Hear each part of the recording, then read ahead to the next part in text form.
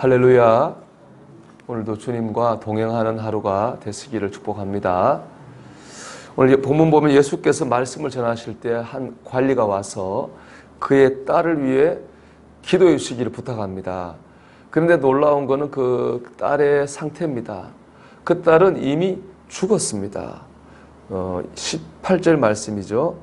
이르되 내 딸이 방금 죽었사오니 오셔서 그 몸에 손을 얹어 주소서.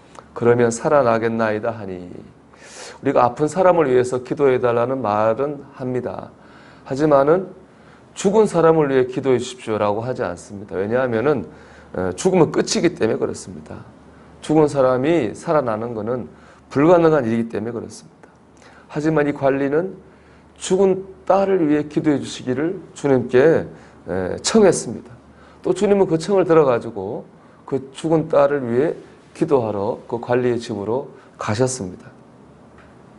근데 가시는 길에 한 여인이 와서 주님이 옷자락을 만졌습니다. 원래 그 여자는 혈루병이라고 하는 부인병으로 12년을 고생하던 사람인데 그 병 고치려고 의사를 많이 찾아갔지만은 결국에 고치지 못하고 돈은 돈대로 쓰고 고생들을 했던 그런 여자였습니다.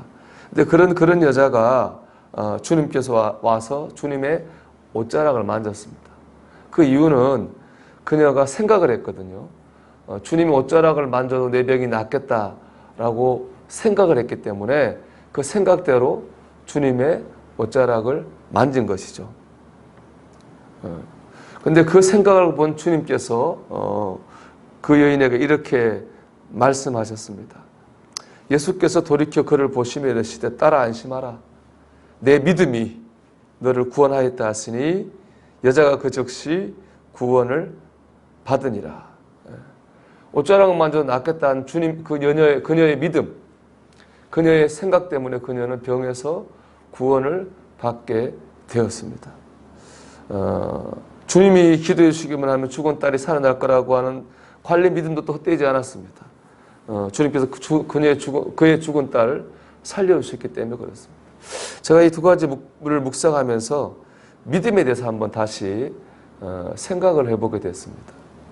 주님이 역사하시면 죽은 이도 살아날 거라고 하는 믿음, 주님의 옷자락만 만져도 내 병이 나을 것이라고 하는 믿음. 결국 믿음이라고 하는 것은 뭐냐? 믿음은 주님을 믿는 겁니다.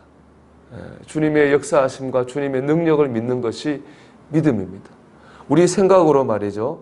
그 문제와 상황을 한번 따져보고 계산해 보는 거죠. 이게 몇 프로 가능할까? 몇 프로 불가능할까? 그걸 따져보고 그 몇 프로만큼 믿는 게 아니라는 거예요. 그 문제와 상황을 따라 믿는 게 아니라 그 가운데 계신 주님을 믿는 겁니다. 주님을 전적으로 믿고 주님을 의지하는 것입니다. 그것이 바로 믿음이라는 것이죠. 여러분, 우리는 지금 어떻게 믿고 있습니까? 여러분, 주님을 믿으십니까? 주님을 전적으로 믿고 의지하고 있습니까? 이런 질문들을 이 말씀이 우리에게 하고 있는 것 같습니다. 마이클 웰즈라고 하는 분이 쓴 하늘의 제자도라는 책이 있어요. 거기 보면 믿음이 먼저다라는 글이 있는데요. 이 글에 보면 전 세계를 돌면서 그리스도인이 어떻게 하면 성공할 수 있을까라고 하는 세미나를 열던 사람이 있었는데 그 사람이 죽어서 천국에 갔어요. 천국에 간 첫날에 천국에서 이 사람이 세미나를 엽니다. 천국에서 우리가 무엇을 해야 할까?